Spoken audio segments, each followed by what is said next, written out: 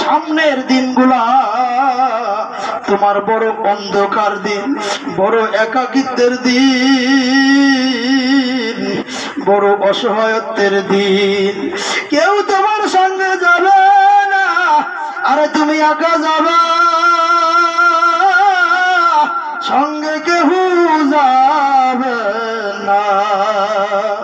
তোমারে যদি এই যে সাপে কামড় দেয়, কেউ নাই যে সাপটারে ফিডান দিয়া মারবে।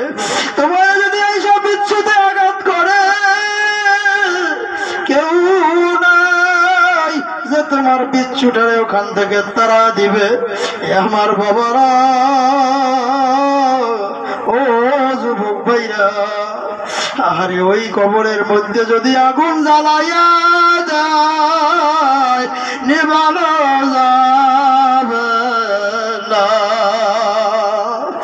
আর দুনিয়ায় কারো ঘরে আগুন লাগলে ডাক দিলে চতুর্দিক থেকে যিনি শত্রু তিনিও ঝাঁপাইয়া পড়ে আগুন নিবানোর জন্য। আর ডাক না দিলেও আগুন দেখলে পাড়া প্রতিবেশী নিজ ইচ্ছায় দৌড়ে আসে।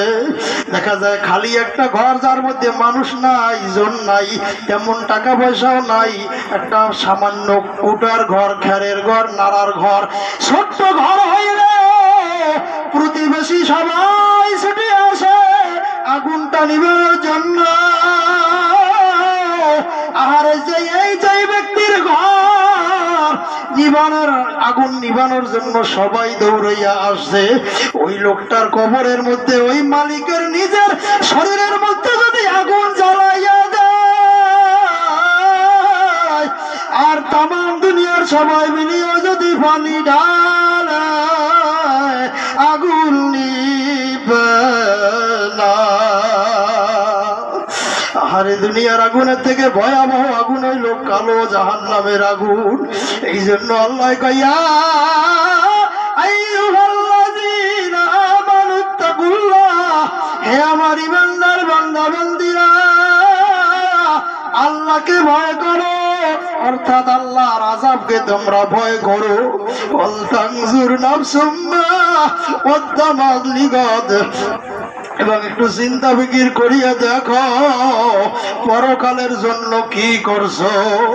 কারণ বিশাল পুল, সিরাতের পুল পার হইতে পারবি না, ওখানে টাকাও চলবে না, ক্ষমতাও চলবে না, ওখানে কোনো যানবাহন নিয়েও যাওয়া যাবে না, চলবে একমাত্র ঈমান আর আমল, খাঁটি আমল আর খাঁটি ঈমান।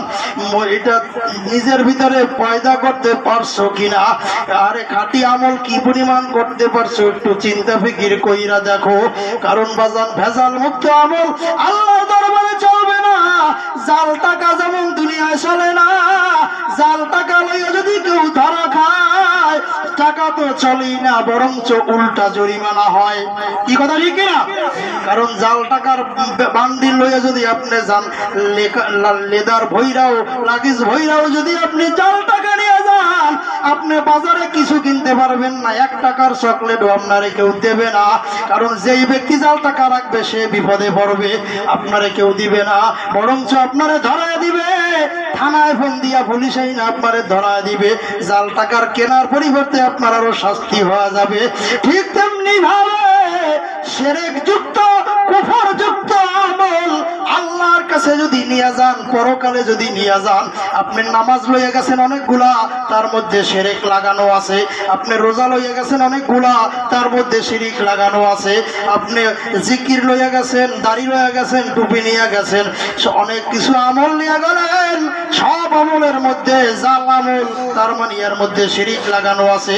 তাহলে দুনিয়ায় যেমনে জাল টাকা নিলে ধরা পড়লে শাস্তি হয়ে যায়, জেল হয়ে যায়, ঠিক তেমনি ভাবে পরকালে শিরক যুক্ত, কুফর যুক্ত নষ্ট আমল লইয়া গেলেও আল্লাহ পাক তার জন্য আলাদা ডাবল শাস্তির ব্যবস্থা রাখছে।